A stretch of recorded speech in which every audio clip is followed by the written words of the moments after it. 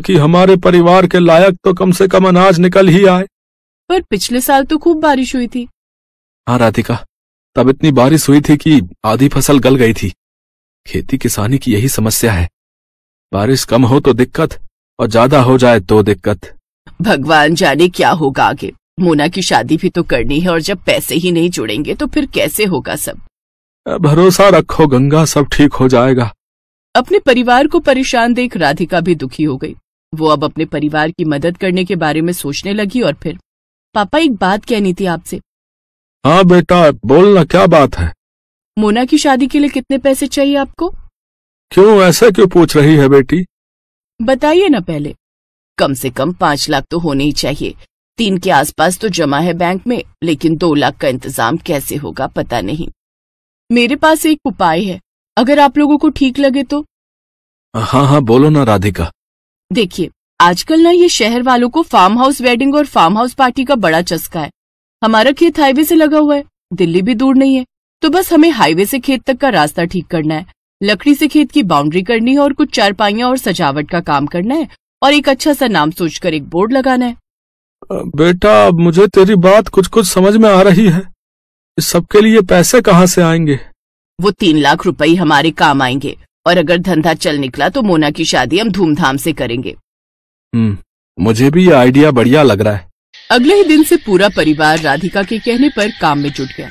Highway से लेकर खेत तक बढ़िया टाइलें लगा दी गई, लकड़ियों से खेत की 4 दीवारी कर दी गई और फिर खेत अच्छे से साफ कर उसमें घास उगाकर जगह जगह सुंदर चारपाइयां लगा दी गई।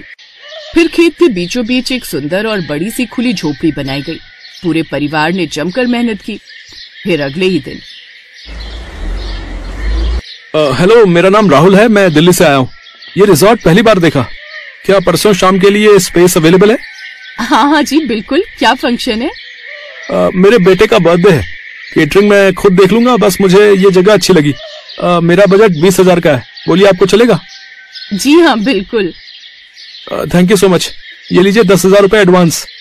राधिका का प्लान काम कर रहा था। 2 दिन बाद राहुल ने अपने बच्चे का बर्थडे खूब अच्छे से मनाया। राधिका और उसके परिवार ने पूरे खेत को गुब्बारों और रोशनी से सजाया था। ऐसे ही धीरे धीरे लोगों को गंगा के रिजॉर्ट के बारे में पता चलता गया और लोग आते गए। अब तो राधिका और उसके परिवार को काम से फुर्सत नहीं थी। फिर ठीक 2 साल बाद, भैया खाना जल्दी लगाओ, बारात आने वाली है। जी मैडम, अभी लगाता हूँ। ओहो, मोना तैयार हुई कि नहीं? मोना, मोना आ जाओ भाई। देख रही है राधिका अपनी ननद को? हाँ माँ, परी से कम नहीं लग रही है।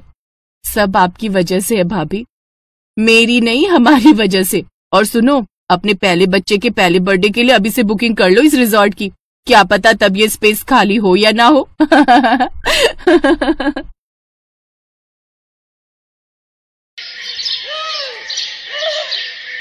विदाई के वक्त सिमरन अपने पिता से लिपटकर खूब रोती है। बाबा, बाबा मुझे आपकी बहुत याद आएगी। अब मैं कैसे रहूंगी आपके बिना। बेटी, जब भी तेरा मन करे तो आ जाना, ये घर हमेशा तेरा ही रहेगा। जा बेटी, अब अपनी माँ से भी मिल ले।